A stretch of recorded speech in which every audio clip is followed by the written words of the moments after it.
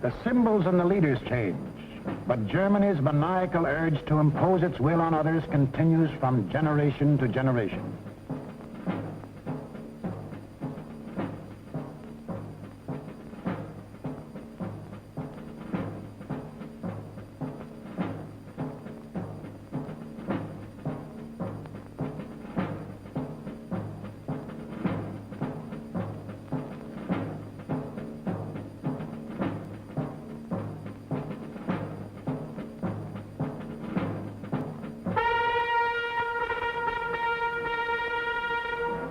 In the last 75 years, this madness has cost the world more than 20 million killed, more than 60 million wounded, more than 200 million made homeless. This does not include the untold millions that died of disease resulting from war, or the billions upon billions of dollars worth of property destroyed. Nor does this include the grief, the anguish, the misery, the terror that the world has suffered, due to the Germans' insane passion to enforce their rule upon their neighbors. This passion for conquest reached its hysterical climax when Adolf Hitler enthroned himself as God and the German Führer.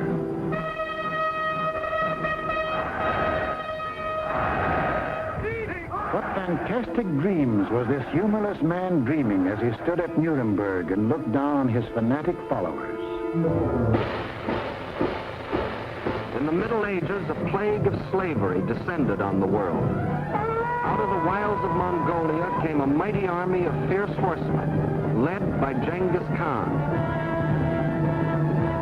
Burning, looting, pillaging, the barbarian hordes swept across Asia and Eastern Europe. Genghis Khan conquered most of the world of the 13th century. Adolf Hitler was determined to outdo him and conquer all of the world of the 20th. Set up at Munich was an institute devoted to the little-known science of geopolitics, vaguely defined as the military control of space. Germany's leading geopolitician, a former general, Karl Haushofer, was head man. Here was gathered together more information about your hometown than you yourself know. To the German geopolitician, the world is not made up of men and women and children who live and love and dream of better things. It is made up of only two elements, labor and raw materials. The geopolitician's job was to transform Hitler's ambition to control these elements into cold, hard reality. On their map, our planet is neatly divided into land and water. Water forms 3/4 of the Earth's surface, land only 1/4. And in that 1/4 of the Earth's surface lies the world's wealth, all its natural resources.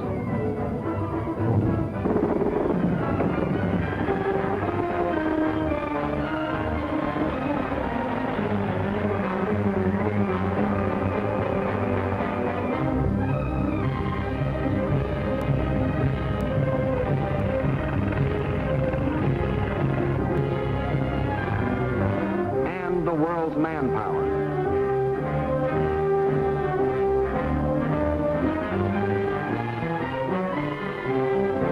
Control the land and you control the world. That was Hitler's theory. This all-important land, the geopoliticians now break up into two areas. One, the Western Hemisphere, which, together with Australia and all the islands of the world, including Japan, comprises 1/3 of the land area. The other area, which consists of Europe, Asia, and Africa, makes up the other 2/3. This supercontinent, which they call the World Island, is not only twice as large as the rest of the land area, but also includes 7/8 of the world's population. The heart of this world island comprises Eastern Europe and most of Asia. This they call the Heartland, which just about coincides with the old empire of Genghis Khan. Hitler's step-by-step plan for world conquest can be summarized this way. Conquer Eastern Europe, and you dominate the Heartland. Conquer the Heartland, and you dominate the world island. Conquer the world island, and you dominate the world. That was the dream in Hitler's mind as he stood at Nuremberg. Hitler! Sieg! Heil! Sieg! With pagan pageantry, the district leaders from all over Germany swore personal allegiance to him, hypnotized with the belief that they were members of a master race.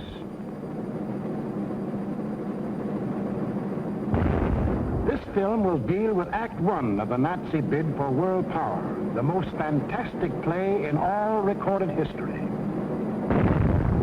Hitler had seen Hirohito grab off Manchuria and other territory from the Chinese. He had watched Mussolini get away with the rape of Ethiopia. He had seen the democratic world look the other way while these illegal aggressions were going on. And he smiled. For collective action to enforce peace, the only weapon he had to fear had broken down.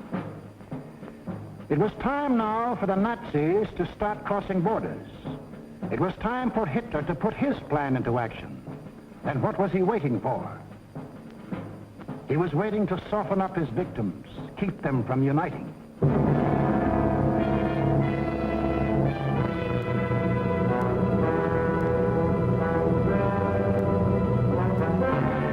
For the softening up process, he sent his agents all over the world disguised as tourists, students, and commercial travelers. Payoff men like Ribbentrop came too, to bribe, threaten, and form local fascist parties such as de Grelle and his Rexist party in Belgium, Henlein in Czechoslovakia, Seyss-Inquart and his National Socialists in Austria.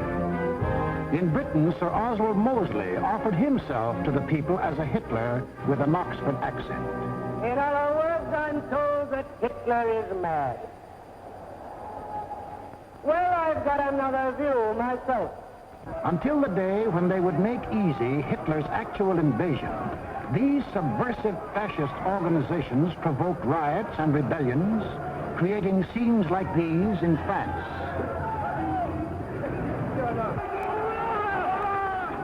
Scenes like these in Belgium.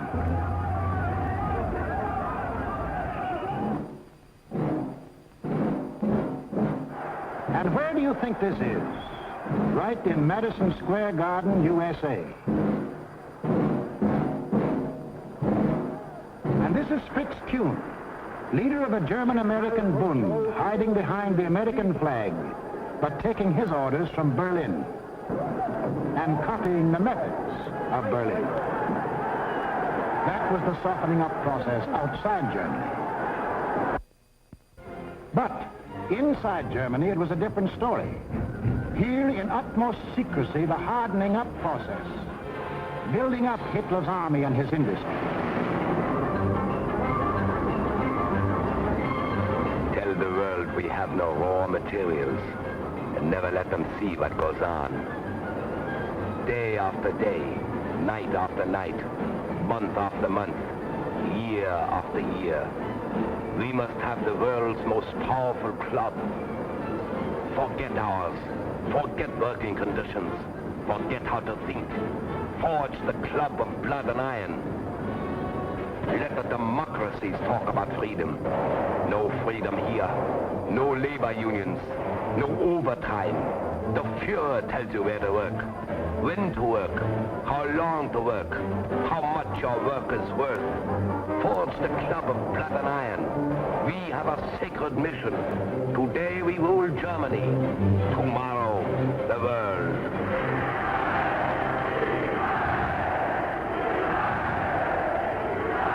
For those who don't like it, you don't eat. Or you disappear into a concentration camp. Or you get this. And this is the man who gives it to you.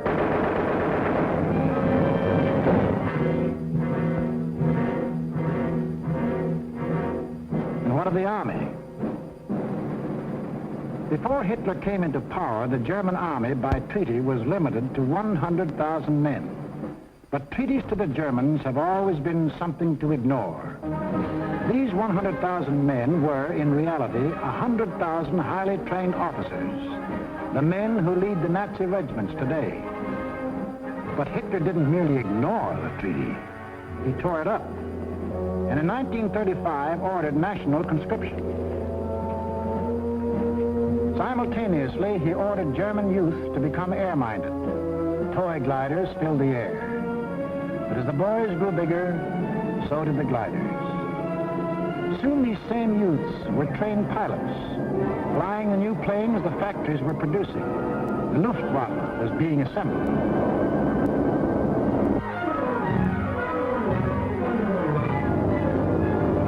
The only thing old about this new army was the goose step. And even Hitler couldn't improve on that ancient German form of torture, designed to make man stop thinking and blindly obey. Goose-step them until they become as insensible as weapons.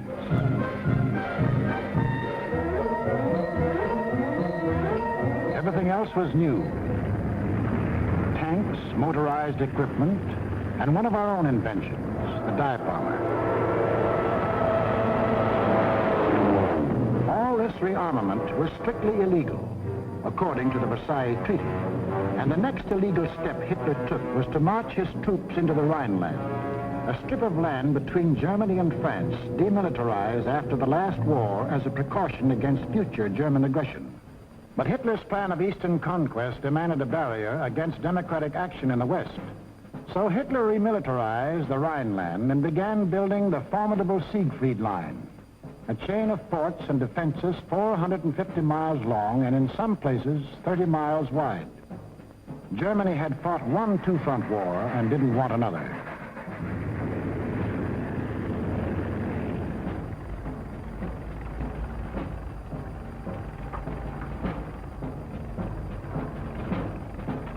As many as 500,000 men worked as much as 20 hours a day to build 22,000 fortified positions on land, where, by treaty, no German soldier was supposed to set foot.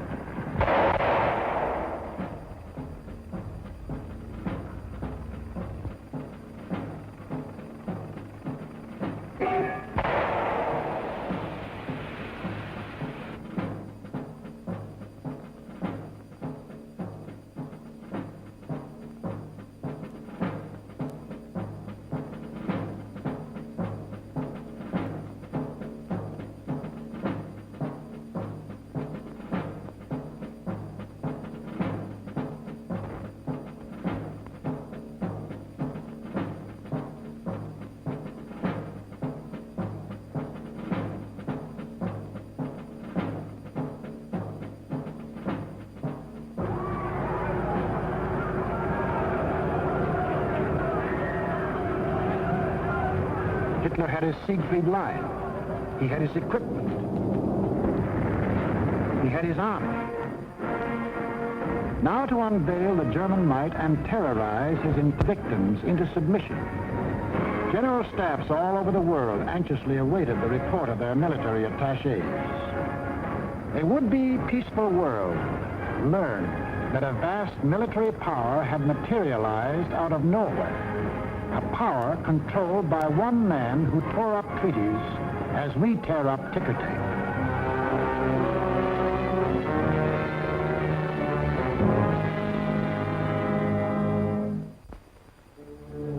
Satisfied they had created the right sense of fear in the world, the Nazi leaders were now ready to strike.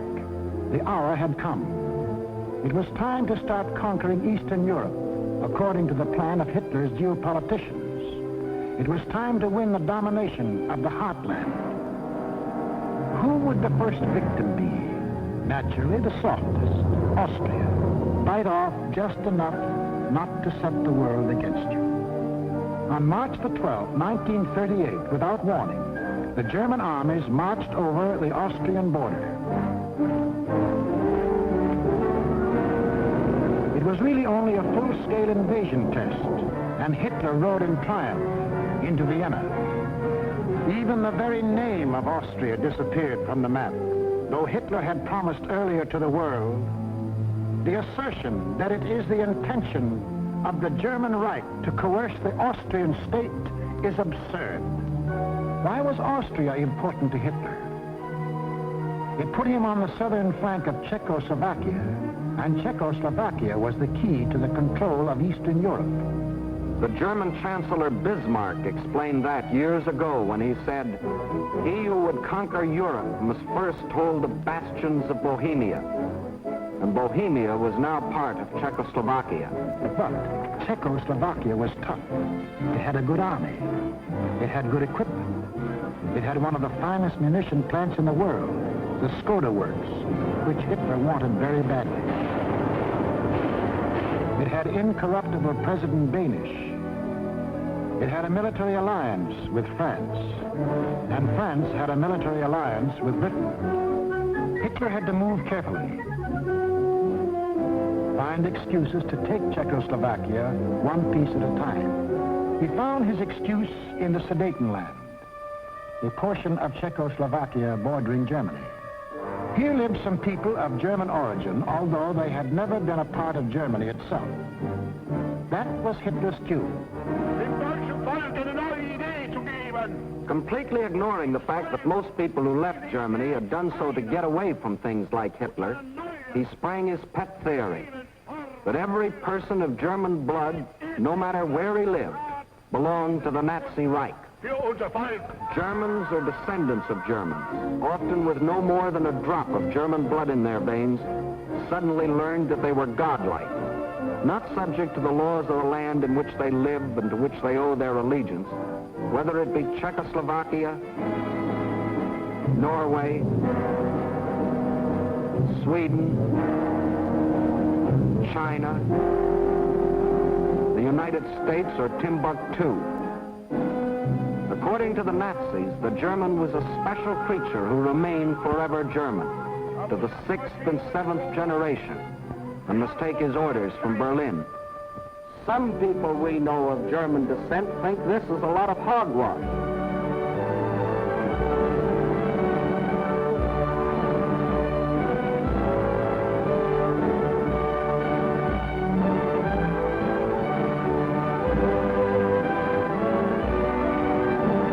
Including 15% of any group like this.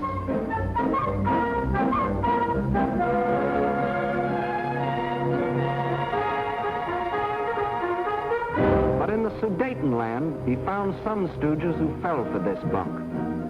Konrad Henlein was their Bush League Führer. The people of the Sudetenland were told they should be liberated. They were told Hitler was their liberator. The Nazis smuggled over their standard softening up equipment, blackjacks. And when the Czechs were beaten up trying to combat his fifth columnists, Hitler screamed the Germans were being persecuted and threatened war unless he got the Sudetenland. It is the last territorial claim I have to make in Europe. I have assured Mr. Chamberlain, and I repeat it here, that when this problem is solved, there is for Germany no further territorial problem in Europe. We want no Czechs. To the League of Nations, Foreign Minister Maxim Litvinov announced that Russia stood ready to back concerted action against Germany. But once again, there was to be no concerted action. The Czechs mobilized and closed their borders. The leaders of France and Britain, desperately striving to avoid war, flew to meet the jubilant Axis leaders at Munich. On September 29th, in return for Hitler's guarantee of world peace, Chamberlain and Daladier prevailed upon Czechoslovakia to give up the Sudetenland without a fight. In Czechoslovakia, the Munich Pact was greeted by riots of protest. But Daladier returned to France to be greeted by cheers from a relieved French people.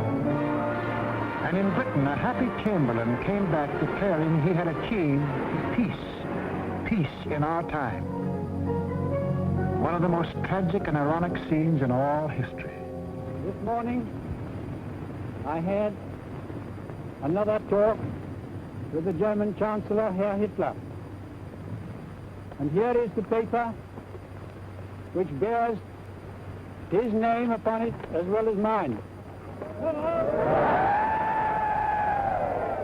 We regard the agreement signed last night and the Anglo-German naval agreement as symbolic of the desire of our two peoples never to go to war with one another again.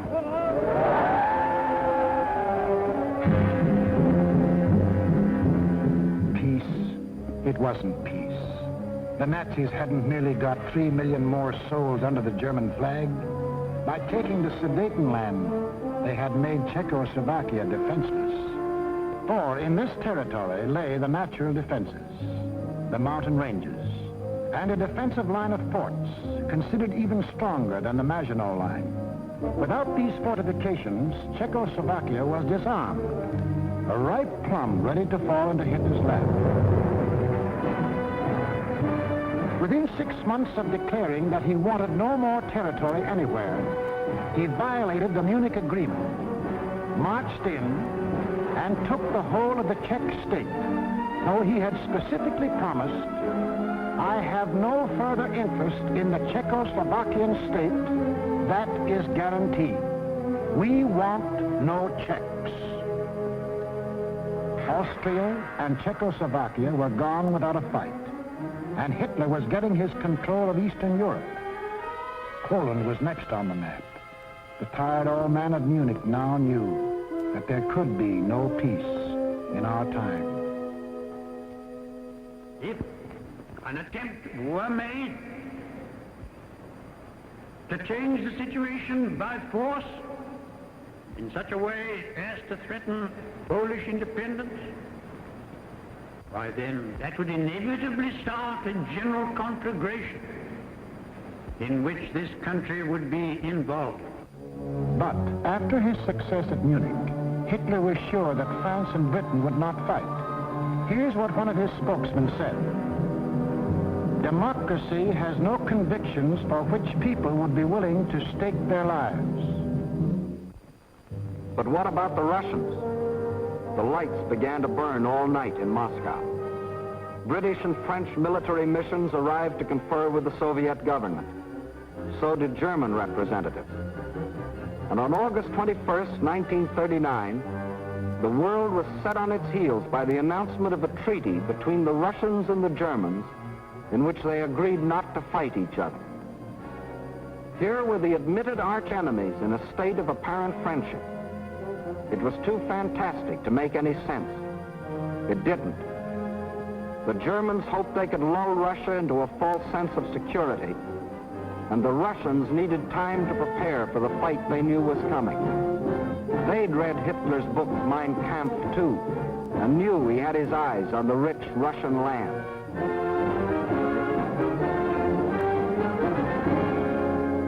Confident that Russia was safely pigeonholed and that the democracies would not fight, the Nazis started singing their favorite theme song. that all people of German blood belonged to them, and picked Danzig as their excuse for the gobbling up of Poland. Danzig, a free city, self-governing under the League of Nations, was an important seaport at the head of the Polish corridor, Poland's access to the sea. The same old softening up process had gone on here. Local stooges, armed by Germany, began to terrorize the city. Hitler demanded Danzig and the Polish corridor, or else. The people of Poland prepared for the inevitable. Although they knew Britain and France had guaranteed their borders, they also knew those countries were a long way off.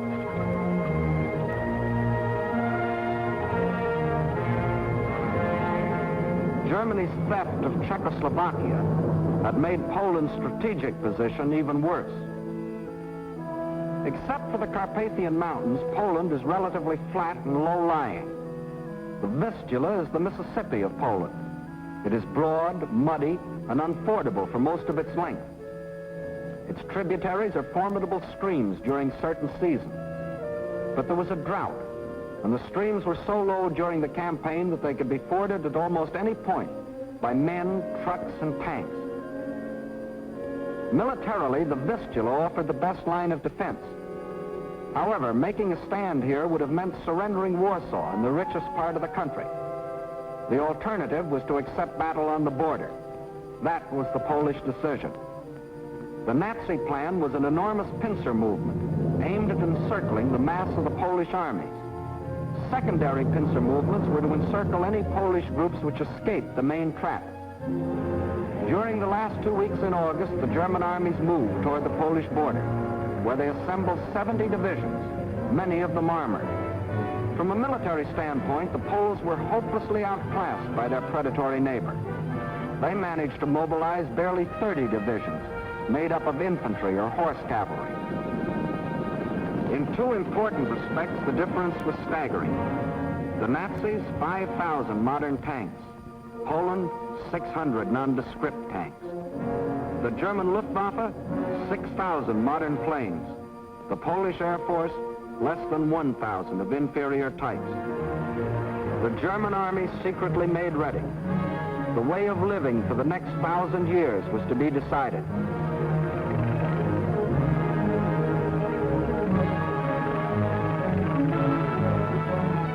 The fire that had begun in Manchuria and spread through China and Ethiopia and Spain would now blaze around the world.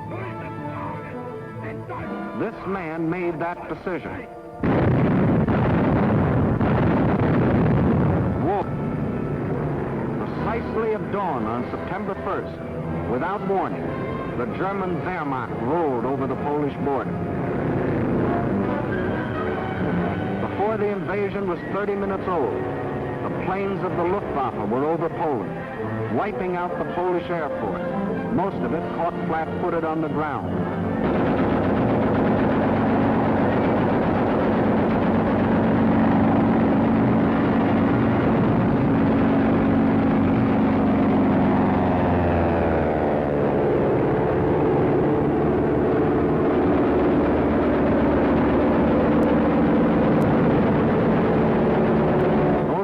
That did get off faced overwhelming odds and were shot out of the sky.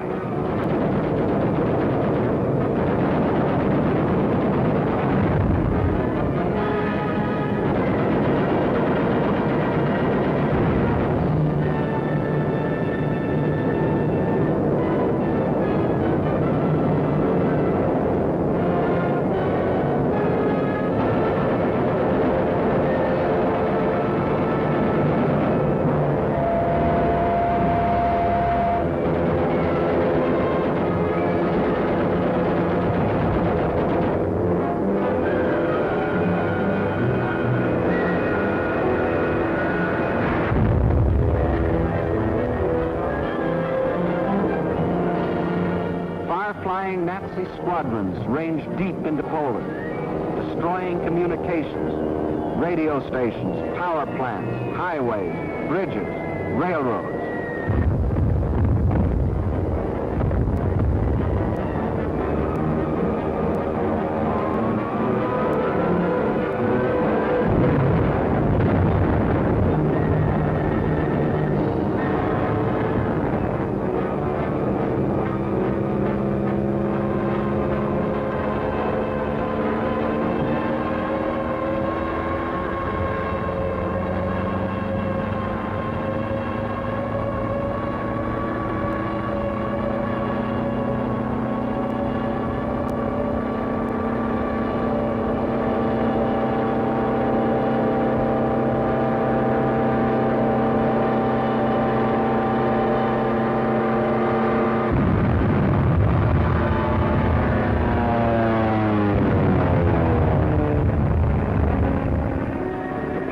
army was disorganized by the loss of its air force and the disruption of communications. The massed ground units of the Nazi army continued their advance. Occasionally, they unveiled a new technique or item of equipment. For example, advance units of the German Fourth Army crossed the Vistula in a new type of storm boat. By September the 5th, the Polish retreat developed alarming tendencies. The powerful German 10th Army, which was to form the southern claw of the great Nazi pincers, was advancing with its 5 armored divisions on either flank. On September 6th, the opposing Poles began splitting into 2 groups, the southern one falling back toward the Vistula. The armored divisions on the German right raced ahead, circling Radom and cutting off this group, which finally surrendered. Meanwhile, further north, the main Polish mass began drifting toward Lodz.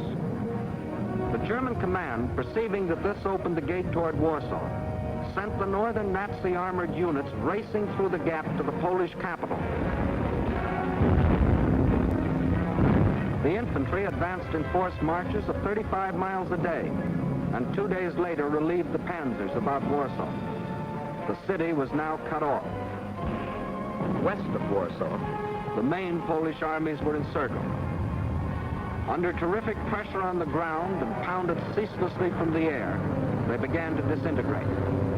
They fought on with high personal courage, but without airplanes, without communications, cut off from their general staff, the isolated Polish groups were forced to surrender, one by one. But Warsaw still resisted. The heroic strains of the Polonaise told an incredulous world that the people of Warsaw, led by Mayor Straczynski, had erected a wall of courage around their city, defying Hitler to do his damnedest.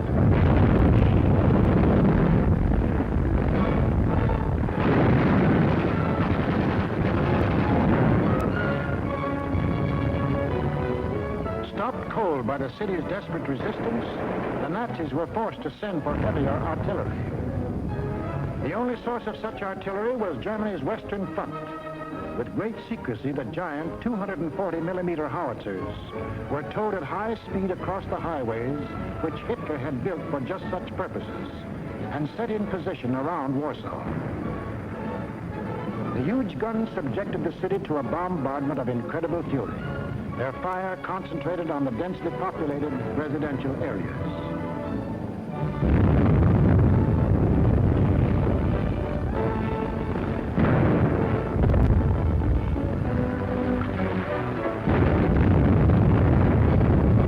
For 20 days of death and horror, every man, woman, and child fought to save his city.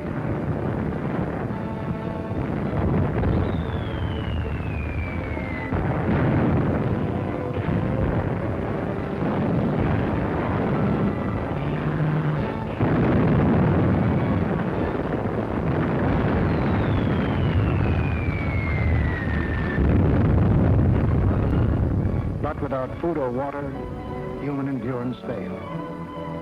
On September the 27th, the strains of the Polonaise died on the Warsaw radio, and the Polish capital was forced to capitulate.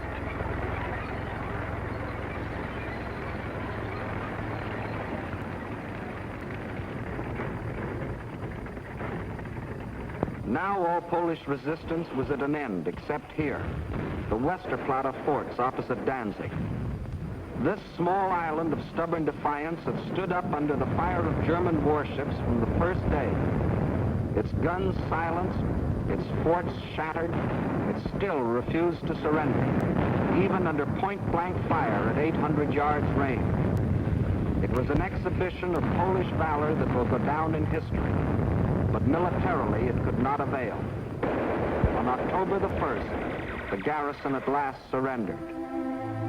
Surrendered to face the fate of these men, Polish prisoners being marched off to Nazi prison camps, an eventual extermination. For the Nazi master race theory calls for the complete wiping out of so-called inferior races.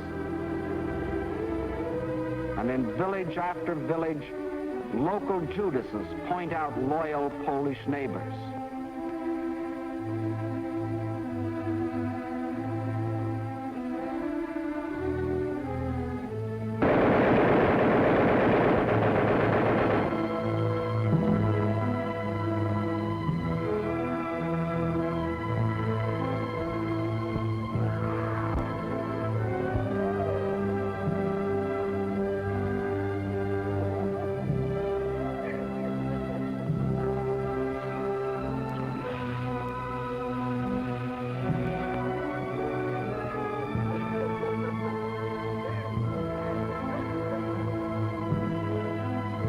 These things the Poles can never forget, including another one of Hitler's famous promises. Germany has concluded a non-aggression pact with Poland. We shall adhere to it unconditionally.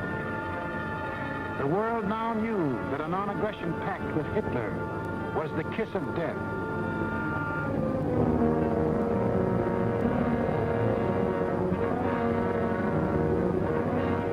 Was completely destroyed. Completely? Not quite. During the last days of the campaign, the Russian army entered eastern Poland and took up positions along the Bug River. The two strongest armies in Europe faced each other. Hitler could decide now whether to keep on heading east or call it quits. He called it quits. Why did Hitler quit here? He had to. To continue a drive to the east would leave Germany facing the threat he had always sworn to avoid, a two-front war. How he met that threat you will see in the next film. What Hitler thought impossible was anything but. The day after Hitler crossed the Polish border, France called up her reservists. Within 24 hours, British planes had bombed German warships in the Kiel Canal.